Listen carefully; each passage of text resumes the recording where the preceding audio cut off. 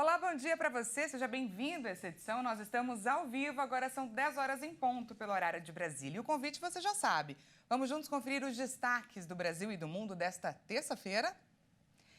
A gente começa falando sobre Desenrola Brasil. Os varejistas já começaram a antecipar as negociações com condições próprias para quitar as dívidas. As empresas oferecem condições diferenciadas, como parcelamentos sem juros, entrada reduzida e grandes descontos. Vamos ver. Depois dos bancos iniciarem o programa de renegociação de dívidas, as redes do varejo também começam a campanha para negociar com os inadimplentes.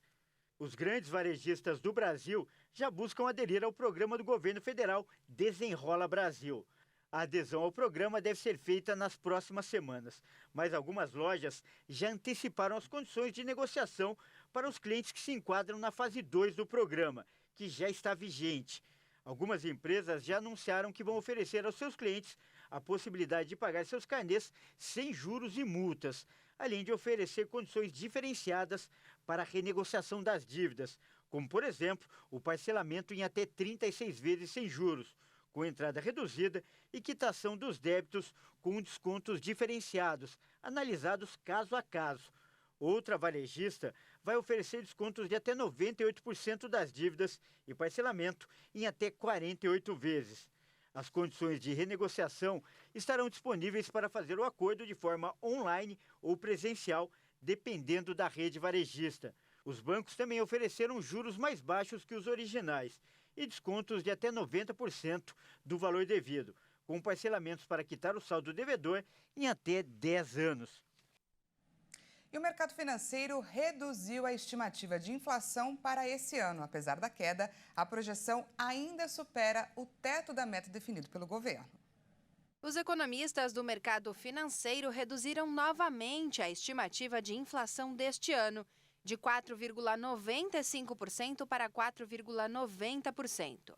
A informação consta no relatório Focus, divulgado nesta terça-feira pelo Banco Central. Mesmo com o recuo na estimativa de inflação do mercado para 2023, ela ainda segue superando o teto da meta definida pelo governo, fixada em 3,25% pelo Conselho Monetário Nacional. Esse teto aceita oscilar entre 1,75% a 4,75%. Se a projeção do mercado financeiro se confirmar, este será o terceiro ano seguido de estouro da meta de inflação oficial. Em 2022, a inflação somou 5,79%. Para 2024, a projeção de inflação do mercado financeiro caiu de 3,92% para 3,90%. Para o crescimento do PIB deste ano, a projeção do mercado financeiro permaneceu estável em 2,24% na última semana. O PIB do primeiro trimestre apontou expansão de 1,9% na comparação com os 3 últimos meses do ano passado. O resultado ficou acima das expectativas de economistas. Já para 2024, a previsão de crescimento do mercado financeiro continuou em 1,30%. O mercado financeiro também manteve a expectativa para a taxa básica de juros da economia, a Selic, estável em 12% ao ano para o fim de 2023. Atualmente, o índice está em 13,75% ao ano. Para o fim de 2024, a projeção do mercado para o juro básico da economia permaneceu em 9,5% ao ano. Com isso, o mercado segue estimando queda do juro também no próximo ano. Sérgio Massa, ministro da Economia da Argentina, se reuniu com representantes da indústria agrícola e defendeu as medidas acordadas com o FMI. Os anúncios foram recebidos com críticas pela oposição. O governo informou no domingo que os desembolsos vão acontecer nos meses de agosto e novembro, mas não especificou os valores. Os anúncios foram recebidos com críticas pela oposição e também entre dirigentes agrícolas. Para ponerlo blanco sobre negro. Para botar o preto no branco, há medidas transitórias que podem ser mais ou menos agradáveis, mais ou menos questionáveis, mas que têm a ver com a realidade do momento e que não se podem ser analisadas em uma visão de longo prazo do setor, sem ter em conta a conjuntura. A Argentina, que vai realizar em outubro eleições presidenciais e parlamentares, não conseguiu cumprir as metas de acumulação de reservas internacionais e de redução do déficit fiscal estabelecidas para o primeiro e segundo trimestre deste ano. Uma delegação viajou na semana passada a Washington para tentar flexibilizar as metas e obter os desembolsos previstos. A quinta revisão trimestral do programa de crédito foi acordada no ano passado por 44 milhões de dólares. As medidas foram anunciadas enquanto a Argentina negocia com o Fundo Monetário Internacional novas metas para o programa de crédito que mantém com a entidade. Julho tem sido marcado pelo aumento da tensão no leste europeu. A Rússia realizou nesta madrugada o seu 6º ataque aéreo neste mês na capital da Ucrânia, Kiev. A Rússia atacou Kiev com drones Shahed, de fabricação iraniana.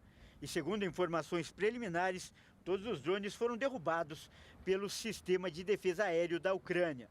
Não houve vítimas ou danos graves. As sirenes de ataque aéreo soaram por mais de 3 horas na maior parte do leste da Ucrânia, por volta da 1h40 da madrugada. Pela manhã, a Força Aérea Ucraniana escreveu em seu canal do Telegram que havia uma nova ameaça de ataque nas regiões leste e sudeste do país, com armas balísticas, e emitiu alertas para ataques aéreos para essas regiões. Além disso, integrantes da Agência Internacional de Energia Atômica descobriram minas na usina nuclear de Zaporizhia. A usina está atualmente ocupada pelas forças russas. Na terça-feira, drones enviados pela Ucrânia atacaram prédios na Crimeia. A ação foi condenada publicamente pelos Estados Unidos. A porta-voz da Casa Branca, Karine Jean-Pierre, disse que o país não apoia ataques da Ucrânia ao território russo. O Equador vive uma nova onda de violência. Após o assassinato do prefeito, o presidente Guilherme Lasso decretou estado de exceção. A medida será válida por 60 dias por conta de uma comoção interna grave. A cidade de Durán e as províncias costeiras de El Oro e Manabí, no Equador, estão sob estado de exceção. A medida foi decretada pelo presidente Guilherme Lasso após a morte do prefeito da localidade pesqueira de Manta, Agustín Triago. O decreto entrou em vigor imediatamente e estabelece toque de recolher das 22 às 5 horas da manhã. A decisão será aplicada por 60 dias devido a uma comoção interna grave e permite que o governo mobilize a força pública equatoriana em patrulhas conjuntas entre policiais e militares. O prefeito visitava no domingo uma obra municipal quando um homem abriu fogo. Os disparos mataram Intriago e uma jovem atleta que o cumprimentava. O crime causou comoção em Manta, onde centenas de pessoas compareceram ao velório. Um estrangeiro foi detido como suspeito. Lasso já havia decretado estados de exceção para tentar conter a crescente violência no Equador. E essa edição fica por aqui. Muito obrigada pela sua companhia. Como a notícia não para aqui na HIT, daqui a pouco é o Kleber Werneck que chega com mais informações para você às 11 horas. Não perca. Até mais.